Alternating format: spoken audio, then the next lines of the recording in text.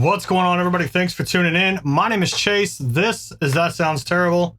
Today we're going to talk about the MXR Wylde Overdrive. This was given to me by Sean Ward from Ward Guitar Cabinets.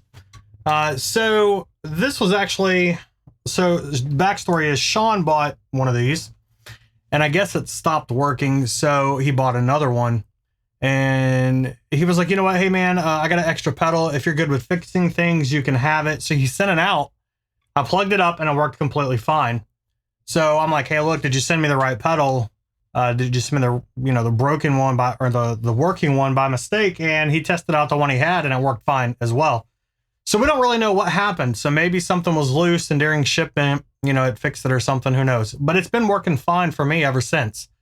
So let's talk about kind of what it is. It's basically just an overdrive. I'm not a huge Zach fan. It's just not my thing. And so I've never really kind of played any of his signature stuff. I know there's the Berserker pedal now, which Sean has let me borrow his as well. So I'll compare it to that too.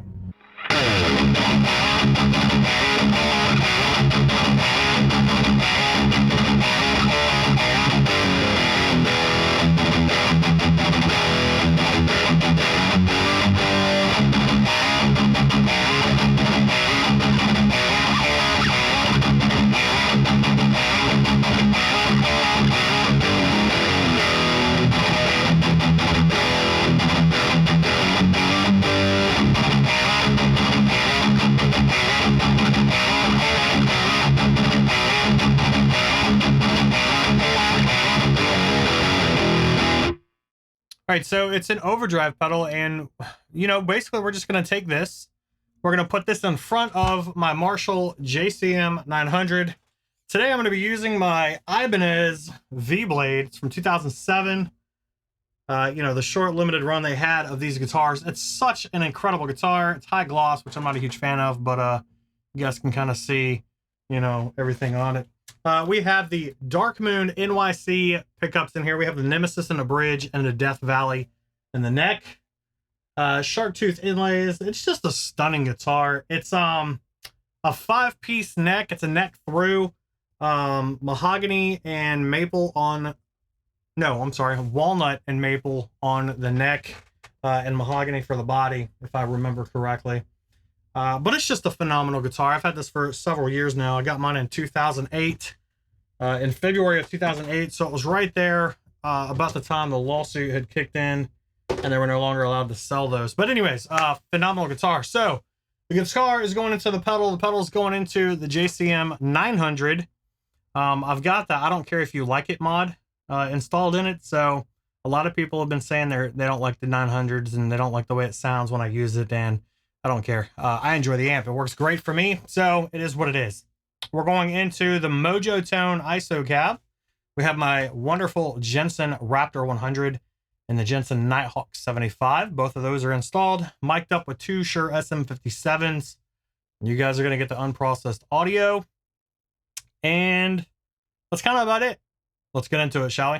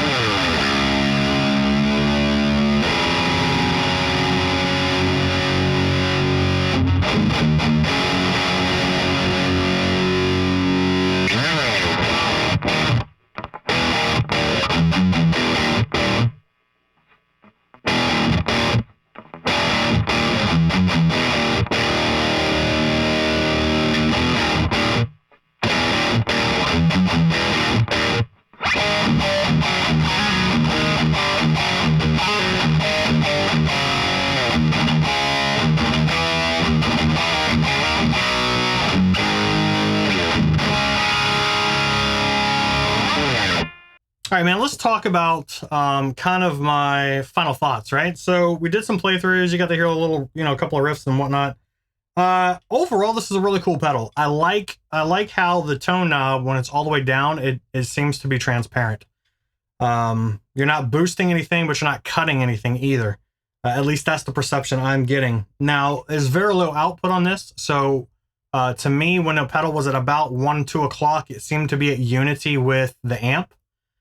And the gain, let's talk about that. So when I did the whole, dime everything out, everything at max, it sounded good, but there was a lot of compression going on and it really boosts all the low ends, and it can be too much. So I found that if I backed it off just a little bit, it was kind of in this position here, too much top end. It really was over the top. Like it's too much presence instead of treble maybe. But with the gain at about 1 o'clock, 2 o'clock, kind of in that ballpark, to me, it sounded best. It doesn't really tighten your amp up, but it does give it a nice extra, like an extra gain stage almost. So, and I guess that's kind of how Zach does it. I guess he boosts the absolute crap out of his tone. I've seen several interviews in the past, where he's talked about that. And anyways, it's a cool pedal overall. It's definitely not my kind of thing. It's not really my go-to. So, but either way, thanks to Sean Ward for the free pedal. It will definitely stay in the collection, and we'll use it from time to time. We'll see how it sounds, maybe with the Friedman, since it's kind of that Marshall-esque kind of sound as well. So tell me in the comments below what you guys thought, and we'll see you in the next one.